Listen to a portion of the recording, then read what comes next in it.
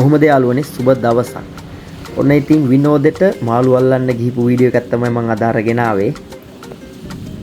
ඉතින් අපි පාන්දරම ඇවිත් ඉර පායන දිහාත් බලාගෙන මාළු අල්ලන්න පටන් ගත්තා.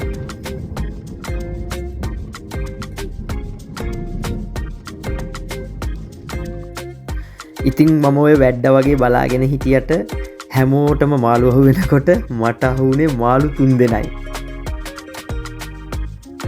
හොඳම කතාව තමයි මම මීට කලින් මේ විදියට මාළු අල්ලලා නැහැ. හැබැයි මම කරට කර කොරියොන්ට දෙවනි නොවි ඒ විදියටම මාළු ඇල්ලුවා. කොරියොන්ටත් පුදුමයි. හැබැයි ඉතින් මම කොහොම හරි අලි ඔළුවේ මාළු 3 දෙනෙක් ඇල්ලුවා. ඔය අහුනේ ගල් මාළුවෙක්.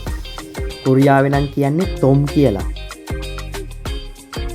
හැබැයි ඉතින් කයිය ගහලා මාළුව ඇල්ලුවට කොක්ක ගලව ගන්න බැරි වුණා. අන්තිමට ඒකත් ගලවලා දුන්නේ බොසා.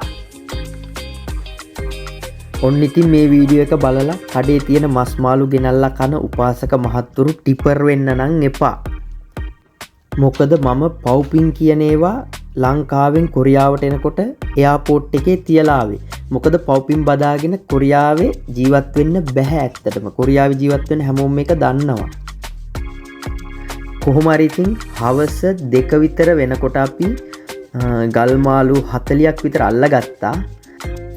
කියන්න බැරි වුණා මාළු අල්ලන්න අපි කොයි පළාතටද ගියේ කියලා.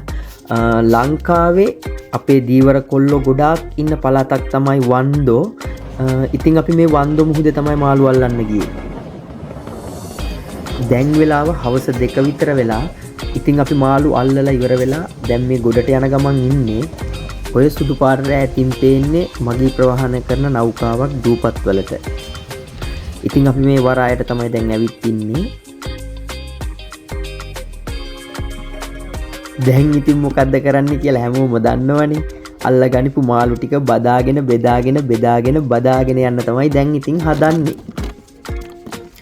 ඉතින් ඔයාලා කැමති නම් මේ විදියට මුහුදේ ගිහිල්ලා මාළු අල්ලන්න මම ඔයාලට කියන්නම් කොහොමද මේක වෙන්නේ කියලා.